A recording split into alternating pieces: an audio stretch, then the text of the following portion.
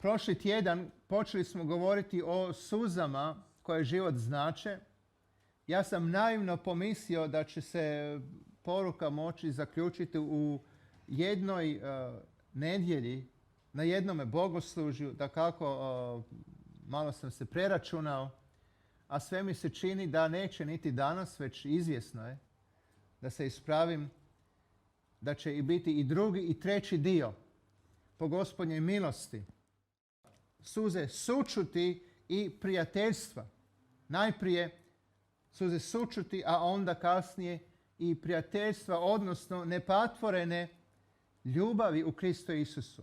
Što se tiče suza sućuti i prijateljstva, moguće ćemo se iznenaditi, ali na prvome mjestu ne smijemo se iznenaditi, jer su suze Gospodnje. Zar i Gospod plače? Da. Isus u Ivanovu evanđelju u 11. poglavlju čitamo jedan od najkraćih stihova u Bibliji. Ako biste otvorili Božju riječ, onda biste ovo našli. Ivan 11:35. I Isus zaplaka. Isus zaplaka. Gdje je to Isus zaplakao? Na Lazarovu grobu.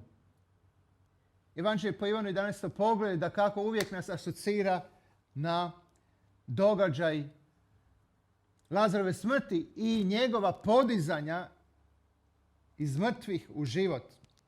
I znamo reakcije sestara i Marte i Marije: o Gospodine, rabi, da si bio ovdje, Lazar ne bi umro. Međutim, Isus nije kasnio, jer on nikad ne kasni. On je došao na vrijeme da bi se proslavio Otac nebeski. I onda su farizeji komentirali ovim riječima: gle kako ga je ljubio, vidjevši da je Isus zaplakao, gle kako ga je ljubio. Istina je, Isus jest volio tu obitelj. Naime, Lazar, Marija i Marta, Lazarove sestre, oni su svi bili Isusovi bliski prijatelji. Međutim, na Lazarovu grobu Isus nije plakao zato što je Lazar umro. To je komentar ljudi koji su to promatrali, gle kako ga je ljubio. Isus nije plakao zato što je Lazar umro, jer to bi bilo nelogično i nema puno smisla, jer Isus zna da će ga upravo za koji trenutak podignuti iz mrtvih. Zašto je onda Isus zaplakao? Pa Isus je zaplakao zato što je itekako svjestan snažnog utjecaja grijeha i nevjere na čovjekovo nepokajano srce. Zato. I da će zbog toga, da bi se taj snažni, strahovito snažan, destruktivni, najdestruktivniji utjecaj na čovjekov život, a to je grijeh, da će on se s tim neprijateljem za koji dan, za koji sat suočiti. I da će pobjedonosno na Golgotskom križu uskliknuti i povikati: dovršeno je! Djelo otkupljenja. Sljedeći biblijski ulomak: suze sućuti i nepatvorenog prijateljstva u Kristu Isusu čitamo u djelima apostolskim 25. do 30. retka. Ako imate Božju riječ, možemo otvoriti zajedno i pogledati djela apostolska 20. poglavlja 25. do 30. retka.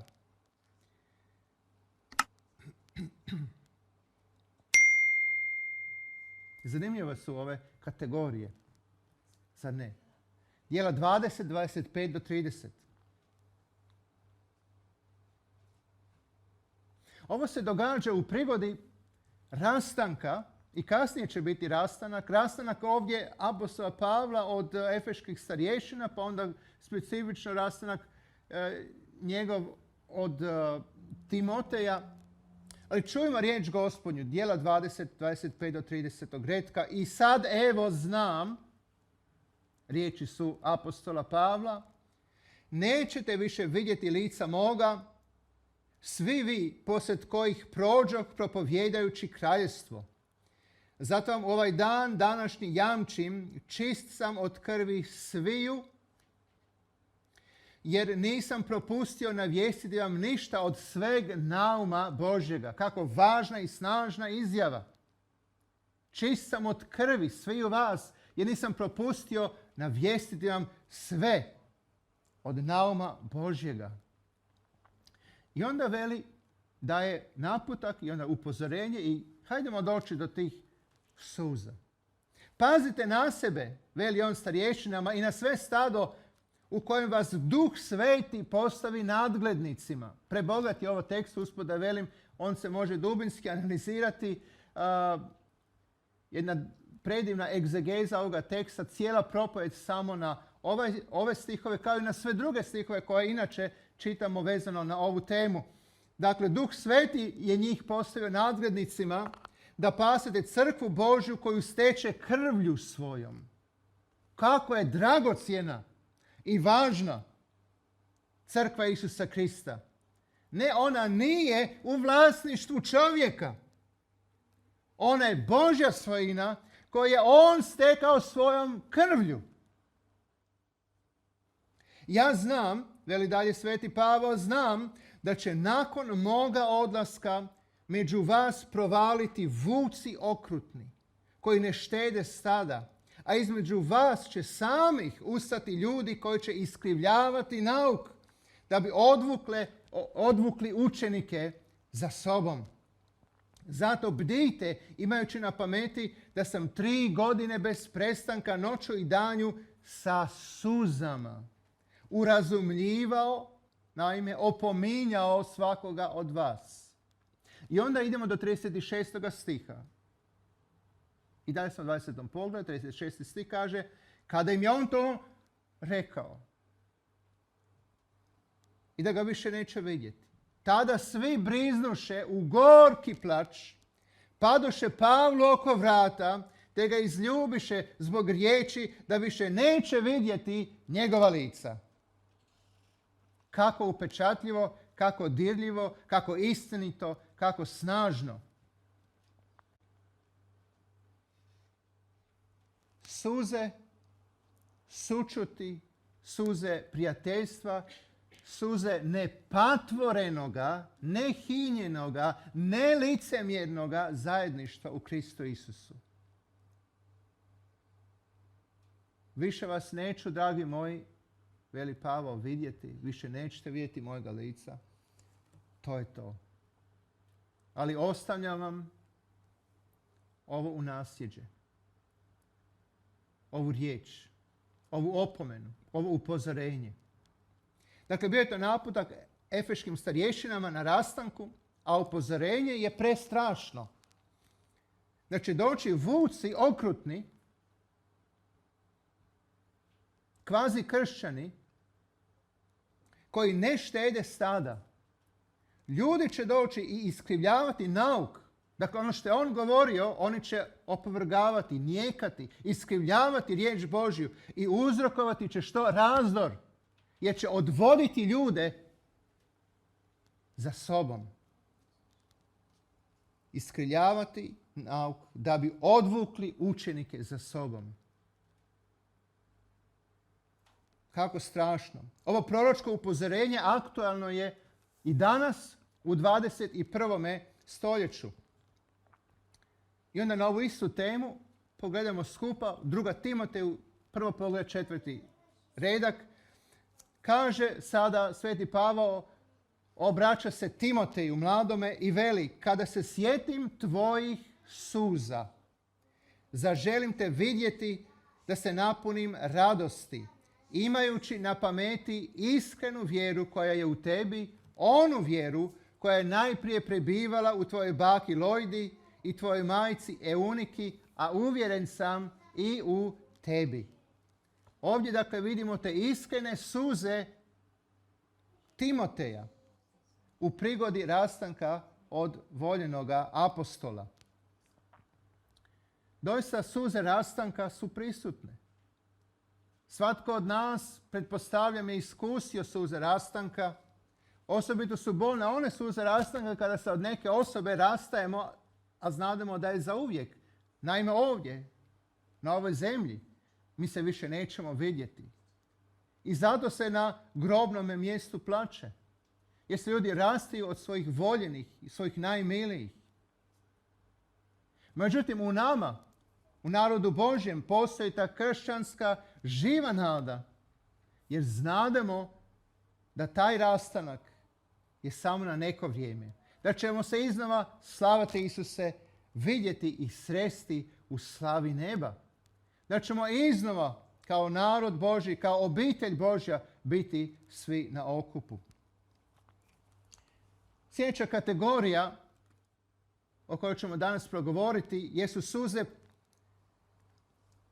predanja i potpunog povjerenja. Naime, predanje i potpunog povjerenja svetoga i svemogućega Boga.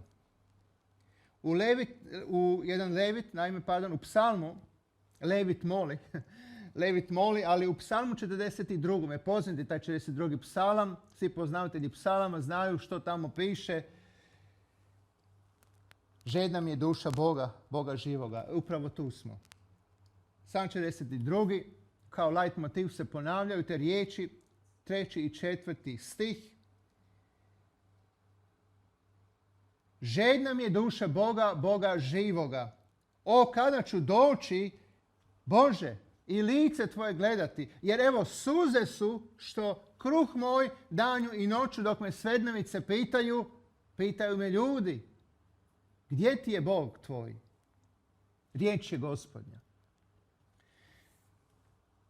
Podnaslov ovome psalmu jest jadikovke progonjenog levita. Dakle, riječ o svakodnevnim suzama, svakodnevne suze kao kruh svagdašnji. Ljudi, naime, koji Boga nikada upoznali nisu, pitaju me gdje je moj Bog? Gdje ti je sada taj tvoj Bog u kojega se ti pouzdaješ, kojemu se tako zdušno moliš? Zvuči to poznato, zar ne? Naprimjer, prorok Gospodnji Danijel. Hajde sad nek te Bog izbavi. Evo, moliš mu se svaki dan, vidimo te tamo, padaš na koljena, moliš se Bogu. Pa ćemo te mi sada baciti u jamu lavovima, pa da vidimo kako ćeš se tamo moliti. Hoćeš se i tamo uspješno moliti. Gle čuda, i tamo se je Danijel uspješno molio. Aleluja. No, svednevice nas pitaju, neka nas ljudi pitaju, pa gdje je sad Isus? Pa gdje ti je sad Bog? Pa gdje on? Tako te voli, tako se brine za tebe. Zašto se ovo događa u tvome životu? Naime, to govore oni koji Boga nikada upoznali nisu,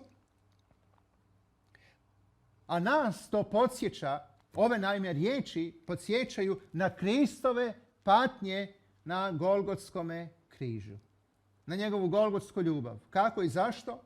Naime, dok je bio na križu raspet za nas, neki su se ljudi, glavari svećenički, pismoznanci i drugi, izrugivali Božjemu sinu. Sjećamo se toga. Vrijeme je korizmeno, uskoro Veliki petak, pa onda nakon toga Uskrs.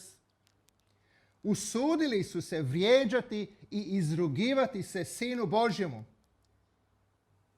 Ako su se, dopusti mi reći, ako su se ljudi usudili izrugivati se Kristu, znaj da će se izrugivati i nama, tebi i meni, narodu Božjem, onima koji se u Krista pouzdaju. Pred nama je uistinu Veliki petak, pa podsjetimo se ispunjene proročke riječi. Zanimljivo je da oni koji su se izrugivali nisu bili niti svjesni da svojim riječima ispunjavaju Božju proročku riječ. Naime, na Golgotskom križu Isus je molio 22. psalam, Bože moj, zašto si me ostavio? I onda tamo u 9. retku, odnosno stihu psalma, a u Mateju 27:43 čitamo identične riječi. Što kaže psalmist? U Jahu se on uzda, neka ga izbavi, neka ga spasi ako mu omilje. I sad ovi glavari svećenički pismoznanci kažu Isusu izrugujući se. Matej 27. Uzdao se u Boga, neka ga sad izbavi ako mu omilje. Ta govorio je, sin sam Božji. Zamisli bezobrazluka. Zamisli arogancije. I da kako, budemo svjesni. Asocijacija sljedeća. Dok me svednevice pitaju, žedna mi je duša Boga živoga. O, kada ću doći lice Božje gledati, dok me svednice pitaju gdje ti je Bog tvoj. Ako su se ljudi izrugivali Kristu, izrugivat će se i onima koji u Krista vjeruju i koji se u Krista pouzdaju. U tome nema ničeg čudnoga, nemojmo se iščuđavati zbog toga. Iznenaditi se ako nam se to događa. Dakle, imamo te suze potpunog predanja. Suze kao kruh svagdanji. I sa suzama u očima, Bože, ja ću te slaviti. Plakali su i povratnici, izraelski povratnici iz babilonskog suženjstva. U Psalmu 126. od 4. do 6. stiha to čitamo, izdvajam. Kaže, oni koji siju u suzama, žanju u pjesmi. Siju u suzama, žanju u pjesmi. Naime, to je svojevrsna slika, uistinu jest, budućnosti, onoga što će se dogoditi. Pa mnogi i danas, dopustite mi reći, sukladno samo ovoj biblijskoj istini i tvrdnji, da neki siju u suzama, a žanju u pjesmi, dogodit će se da jedni siju i da ne vide plodove svojega sijanja. Međutim, žetva će zasigurno doći. I kad žetva dođe, žetva Gospodnja, radost će biti velika. Kada Isus napuni svoju žitnicu sa njegovim žitom, žetva će biti ogromna. Haleluja. I mi jedva čekamo taj preslavni dan. Tako da, mnogi danas, dopustite mi samo kratko se referirati, navještajući drugim ljudima evanđelje života u Kristu Isusu, siju riječ sa suzama. Mnogi pastiri stada Gospodnjega i danas plaču jer u Gospodnjem stadu zamjećuju ovce koje ustrajno nastavljaju živjeti u samovolji i ne daju se oblikovati. Ma koliko pjevali onu lijepu pjesmu Bože, mijenjaj me, srce novo daj. Ne daju se doista oblikovati. Što više, to su nezahvalne, ponosite i objesne ovce unutar stada Gospodnjega koje će sam Bog kazniti za njihovu drskost i aroganciju. O čemu govorim i zašto na ovaj način? Jer u Ezekijelu proroku u 36. poglavlju zorno prorok opisuje upravo tu sliku. Da unutar Gospodnjega stada postoje nezahvalne, ponosite i objesne ovce. A sve to kao nekakva izvedenica iz stiha da jedni siju u suzama, ali će požnjeti. Kad dođe vrijeme žetve, tada će doći pjesma. I mnogi, što pastiri, što svi oni, svatko od nas je svjedok i evangelizator za Krista Isusa, koji drugima donosimo evanđelje života u Kristu, plačemo i tugujemo gledajući ljude kako uporno odbijaju istinu evanđelja, zar ne? Dopustite mi pročitati, u stvarnosti ako imate riječ Gospodnju, otvorite zajedno sa mnom u Ezekijela 36. poglavlje od 18. do 22. retka. Ezekijel 36, 18 do 22. Riječ Gospodnja po proroku Ezekijelu upućena Gospodnjem stadu. Zar vam je malo pasti na dobroj paši, te ostatak paše nogama gazite? Malo vam je piti bistru vodu, te ostatak nogama mutite? a moje ovce moraju pasti što vi nogama izgazite i piti što vi nogama zamutiste. Stoga ovako govori Jahve Gospod, evo me da sudim između ovce pretile i mršave, jer bokovima i plećima, bodući rogovima, slabe ovce guraste dok ih ne izguraste. Ja ću izbaviti ovce svoje, da više ne budu plijenom i sudit ću između ovce i ovce, riječ je Gospodnja. Nažalost, dopustite mi konstatirati da je puno povrijeđenih, prezrenih i odbačenih ovaca, ovčica u današnjoj crkvi. Puno je onih koji su i rogovima izbodeni, koje su nezahvalne i buntovne ovce izgurale, naprosto izgurale, često u nesmiljenoj i bespoštednoj borbi za poziciju i utjecaj. Također je puno lažnih, mi bismo rekli falših pastira danas. Samozvanih apostola i proroka koji to zapravo nisu. Koji ne poznaju niti riječi, niti sile Božje. Koji poučavaju na svoju ruku. Jer u njihovim srcima nema niti trunke straha Gospodnjeg, a time niti mudrosti. I takova je situacija u današnjoj crkvi. Međutim, Bog daje čvrsto jasno upozorenje da će se on sa takovim ovcama obračunati. Stoga ti i ja smo također pozvani sud sav i svu nevolju i muku i nedaće i suze prepustiti pravednome sucu. Amen. Još jedna proročka riječ iz Jeremije 31. poglavlja 16. i 17. redak. Ovo je zanimljivo kada govorimo o suzama potpunog predanja i povjerenja Bogu.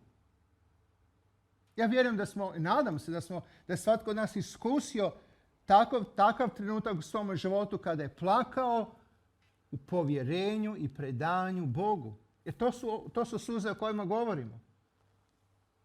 Treba li se podsjetiti?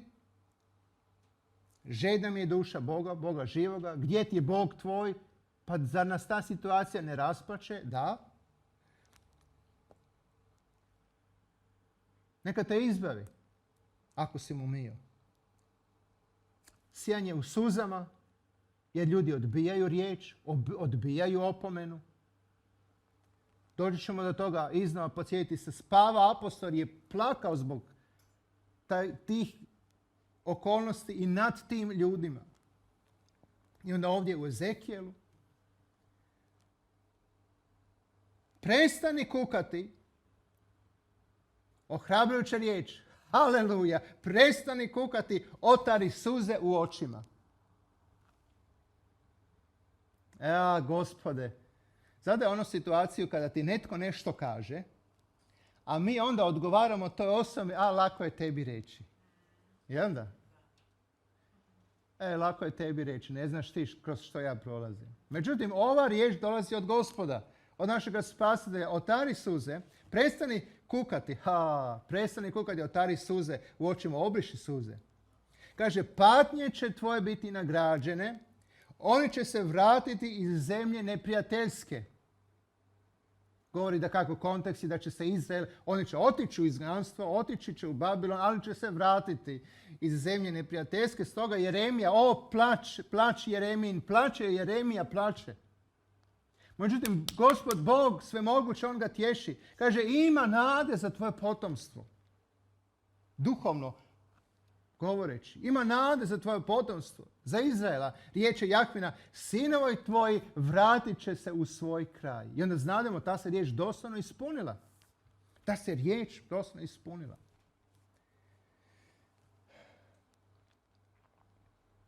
Razmišljajući o ovome tekstu, a sukladno našoj poruci o suzama, konkretno suzama potpunog predanja i povjerenja u Boga, ne mogu a ne povezati ove riječi.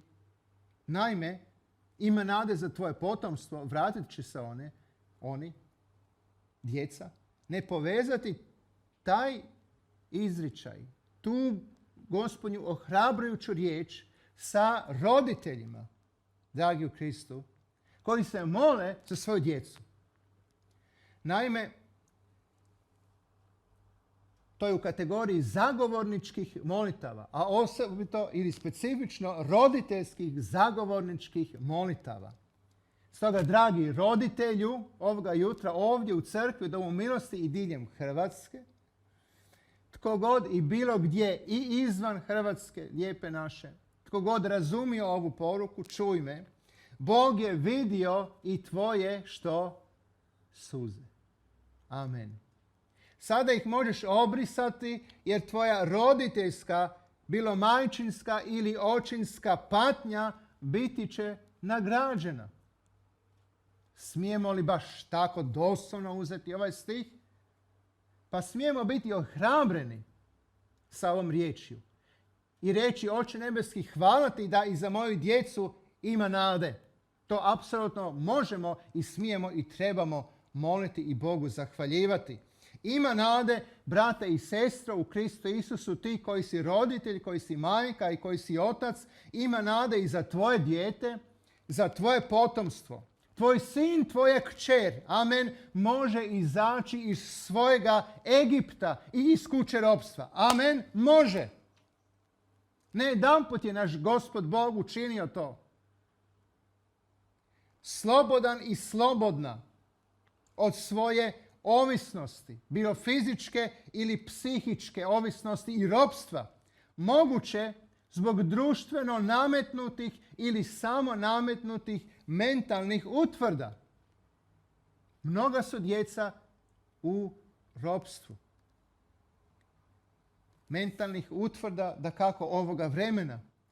Bilo da je riječ o vlastitom spolnom identitetu, bilo da je riječ o odbačenosti i neprihvaćenosti, što god da ta utvrda jest, te utvrde, čuj me pozorno, kojim god imenom se one zvale, naš Gospodin i Spasitelj Krist Isus može oboriti. On te lance sputanosti i ropstva može raskinuti, što više, on je sve to učinio već na Golgotskome križu, kada je bio za nas raspet. I pobjedonosno uskliknuo: dovršeno je djelo otkupljenja. Haleluja! Slava Božjem jaganjcu. Amen. Upravo zato znakovit je i vapaj, u kontekstu iznova poruke, vapaj zabrinutoga oca u Novom Zavjetu za njegova sina. Sin je naime strašno bio mučen demonskim zlodusima, demonskim duhovima. Mučen. Učenici su nešto probali pomoći tom jadnom djetetu, nisu uspjeli. Pa onda evo čitamo u Markovu evanđelju kako zabrinuti otac moli Isusa za svoje dijete, obraća se Isusu, jedan će prijevod reći, i sa suzama, moleći ga za pomoć. Međutim, dragi roditelju ovoga jutra, međutim, vjera mu je slaba. Ima li takovih ovoga jutra? Roditelj si, otac i majka, dijete ti je u ropstvu, dijete ti se muči. Nema veće roditeljske uloge kad gledaš kako ti se dijete muči, a ne možeš mu pomoći. I onda vapiš: Isuse, pomozi, ali vjera ti je slaba. Da li se moguće prepoznaješ u ovom roditelju, u ovom ocu novozavjetnome, u njegovu vapaju? Marko 9:24 kaže: djetetov ili dječakov otac odmah povika, neki prijevodi, ne svi vele, sa suzama, stoga je u kategoriji, sa suzama povika: vjerujem, Gospode, pomozi mojoj nevjeri. Molim te, pomozi. Ali nemam vjere, pomozi mojoj nevjeri. Isuse, sa suzama, molim te. Brate i sestre u Kristu Isusu, dragi roditelju, želim ti reći ovoga jutra da ima nade za tvoje potomstvo. Haleluja. Samo se nastavi pouzdavati u Božju moć i njegovu milost. Kao što je nekoć svoj narod čudesnim znacima i silnim djelima Bog izveo iz egipatskog robstva.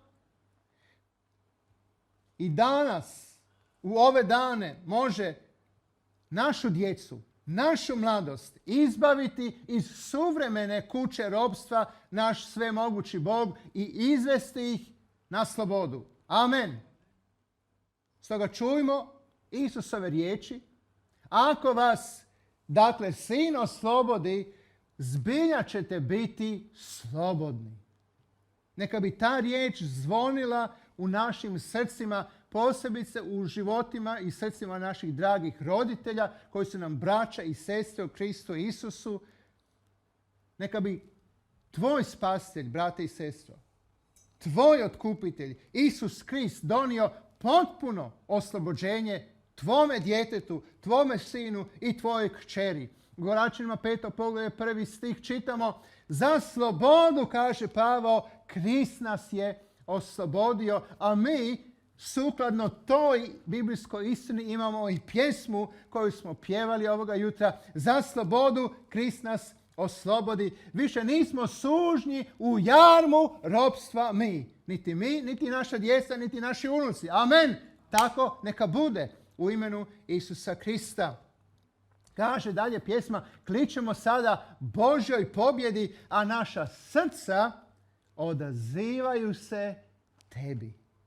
Isuse, slavimo tvoju pobjedu. Isuse, tvoja nas ljubav ispunjava. Isuse, sad smo slobodni i radosni. Isuse, tvoja smrt nam život da. Hvala ti. Amen. Da li ima spremnih primiti sa vjerom, u zahvalnosti, ovu istinu? Ja vjerujem da da. Pred nama je prekrasan ulomak iz Božje riječi, ali ovdje ćemo ipak zastati, jer riječ je iznova o Isusu, našem spasitelju, koji je naš primjer. Kako se je i on molio sa vapajem i suzama. I kako on razumije tebe i mene. Haleluja. Nema bolje istine od te da tvoj spasitelj itekako razumije tebe i mene, ali ovdje ćemo zastati i nastaviti idući tjedan. Zamolit ću sve koji imate razloga plakati i plačete, bilo zbog obiteljske situacije sa svojom djecom ili unucima, bilo zbog onoga što vidite da se događa unutar crkve, tijela Kristovog, a nedopustivo je i srce vam se kida i plačete zbog toga, jer duh Gospodnji je na vama. Jer osjećate dijelić Kristova bremena na svojim ramenima, plećima i srcima. Oče nebeski, hvala ti da ti se u ovaj dan smijemo približiti, odazvati tvome pozivu. Približite se k meni i ja ću se približiti k vama. Dolazimo ti sa potpunim povjerenjem i predanjem. Hvala ti da čuješ naš plač, vidiš naše suze i hvala ti da nas ohrabruješ da obrišemo suze, jer budućnost je dobra. Budućnost je dobra. Hvala ti, Isuse, i da i za naše potomstvo ima nade. I sada ćemo reći i otići puno šire i dalje u vjeri i molitvi vjere i reći: Isuse, hvala ti i za potomstvo u Hrvatskoj, za mlade u ovoj zemlji ima nade, Isuse. Da se spase, da ne odu u vječnu propast, već da dođu u tvoje kraljevstvo hrpimice trčećim korakom. Molimo te, Isuse, bez obzira na ime tom robstvu, ime i nazivnik, neka bi to robstvo, neka bi te utvrde bile srušene u njihovim umovima i srcima. Molimo te u tvoje moćno i silno ime. Ti to možeš učiniti i ti to činiš u ove dane. Hvala ti, Oče nebeski. A mi te samo slavimo i zahvaljujemo jer si moćan i silan da to učiniš. Izi svoju milost na narod svoj diljem svijeta. Molimo te, ne zaboravi nas. Izi svoju milost na hrvatski puk, hrvatski narod, na hrvatsku mladež. Molimo te, na tvoju crkvu, na mlade u crkvi, na našu djecu, sinove i kćeri, naše potomstvo. Oče nebeski, proslavi ime svoje. Molimo te, zahvaljujemo ti, kličemo ti, veličamo te. Sve ako i plačemo, znademo da će uskoro naš plač zamijeniti radost. Hvala ti. Ako se i sije sa suzama, žanje se sa radošću. Hvala ti, Oče. Budi proslavljen među nama. U svojoj crkvi proslavi se, među nama proslavi se, kroz moj život, kroz život mojega brata i sestre, proslavi se. Amen. Amen.